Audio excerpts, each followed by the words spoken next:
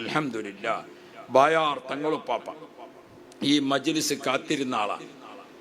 ഈ മജ്ലിസിൽ വർഷങ്ങളായി ഉപ്പാപ്പ വരും, നമുക്ക് ദുആ ചെയ്തു തരും. അൽഹംദുലില്ലാ.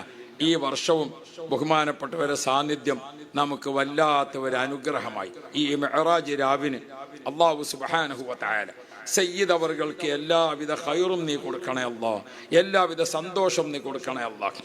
അൽഹംദുലില്ലാ, അൽഹംദുലില്ലാ.